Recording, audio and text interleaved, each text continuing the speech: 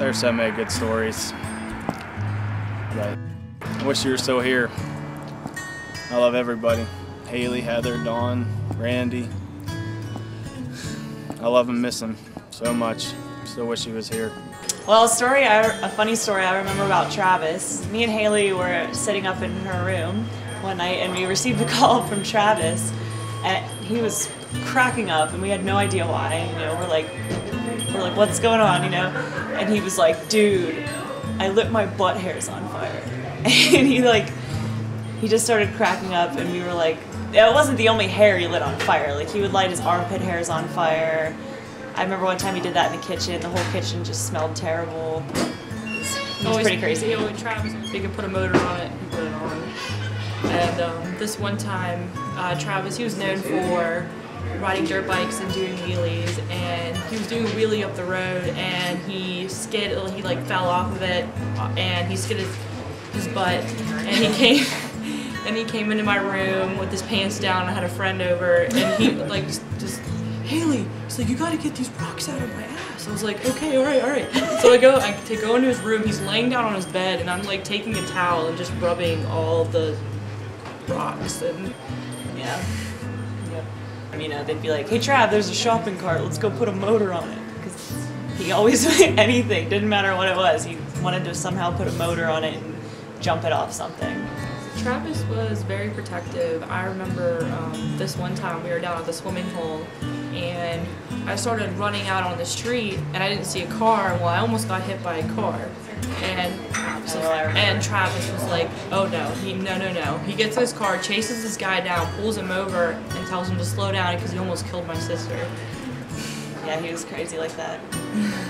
My parents didn't like him chewing snuff, and so he would have to take periodic tobacco tests, and well, I would pee in cups for him so he could pass his test.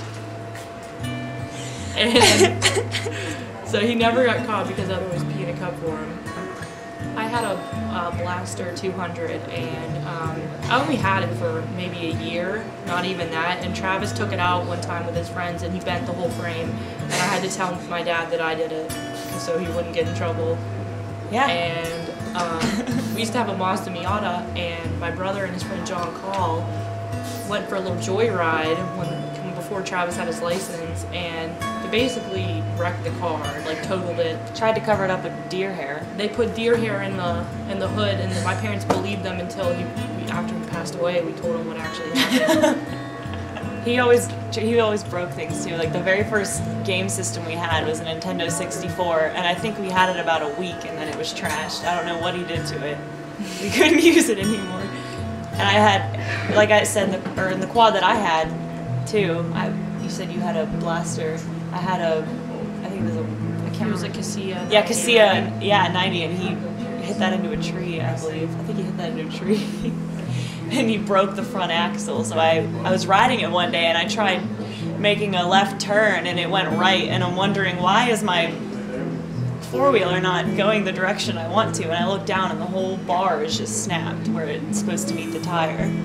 979. He used to pick me up at my house and take me to school every morning. And then throughout the day, he'd come up to my locker, pick on me, punch me in the arm, slam my locker shut and everything. And then he would take me home at the end of the day. This one day, he wasn't paying attention to what he was doing. He was either texting or playing with the radio, and he accidentally rear-ended this one girl. That DuPain girl. Lindsay DuPain. Yeah, Lindsay. Well, anyway, he was driving this beat-up Metro, like this Geo Metro. It had a ping pong paddle in the window to hold the window up. It was all beat up. So whenever he hit this car, his front end was literally like a triangle. So he latched it back down enough for him to be able to go back to my house. Get to my house, he tries to get a rubber mallet and pound it out. It's not working. He parks it in my driveway, goes over to my fence, starts running, and then right before his car, he jumps up in the air and lands down on the front on the hood of his car, and it went straight and it locked. So ever since that day, I made fun of him for it all the time.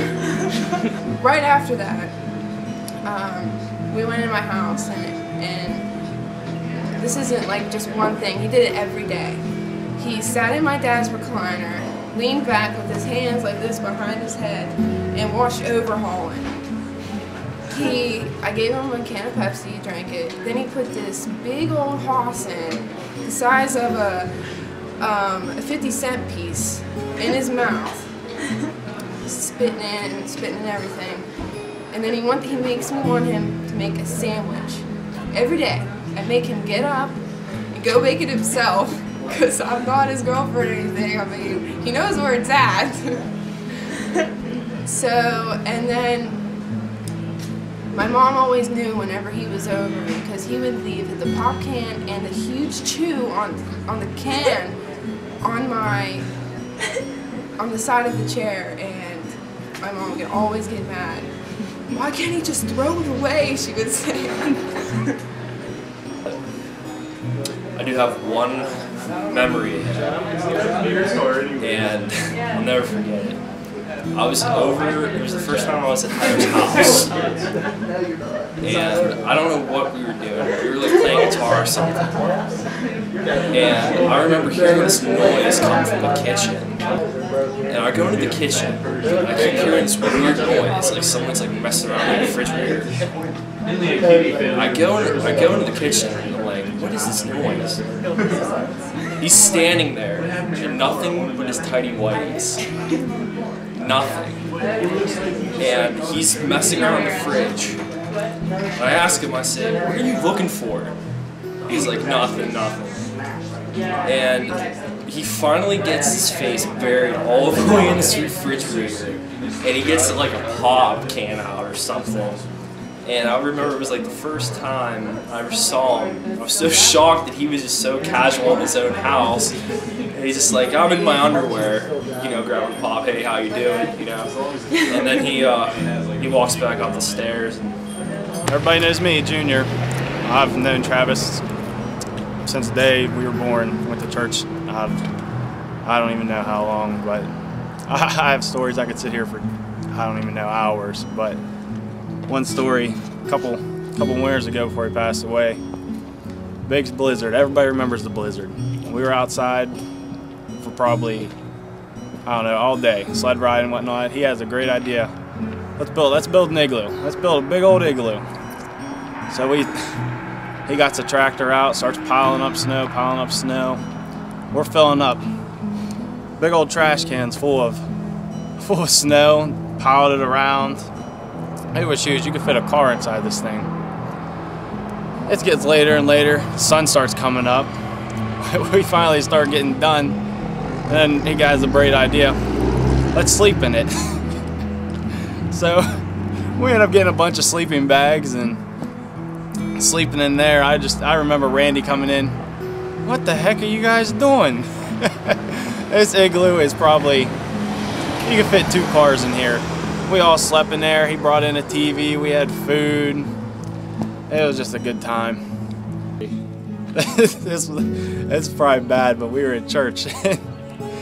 I remember, I don't even remember what happened, but I punched him in the nose. That's probably the earliest thing I remember.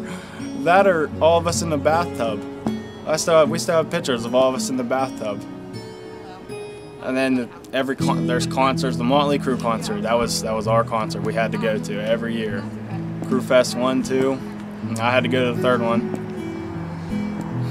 I don't know. I miss him. It's hard.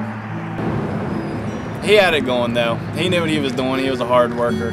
From the day I remember, he was always a hard worker. No doubt in my mind, he'd be living big right now. No doubt.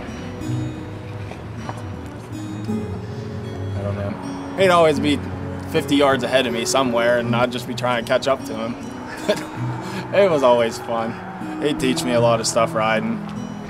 That's who really taught me how to ride. So, I love him to death. I think about him every day. I catch the clock every day at 6:32, his racing number out. Every day. I just remember all the times over summer of 2010, I believe, going down to the swimming hole with you, doing backflips out of trees and jumping pedal bikes into it and stuff. Really good times. Everybody really misses them. All that. Shoot, just for that. You know, it's your 21st birthday today, and I'm not 21. I can't have a beer for you, buddy, but figured I'd ride the street bike out in 30-degree weather. It was really cold, but your sister really talked me into it, so we all miss you a lot, bud. Take care. I love the family, and I love the Wardens. They're like my other family. So I only met them once, but I miss them. And you know that somebody has a big impact on your life. And you can only meet them one time, and you know that there was something special about them, for sure. But Travis was a good guy. Always good memories with him. What do you miss most about Travis? His laugh.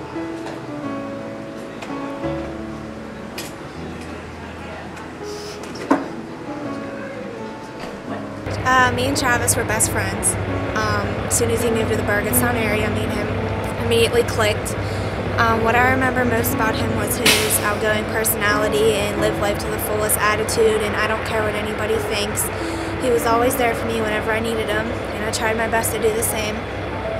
One thing I remember most about Travis was we had art class our senior year together, and Mr. Roth would always say, hey Worden, quit romancing with Deemer, because we'd always be together. And another thing I remember was Travis always chewing stuff in high school, and he'd always be afraid that he would get in trouble, so he'd always have me pick the grains out of his teeth. And if I could have anything to have him back, I would. I still think about him every day, and I miss him a lot.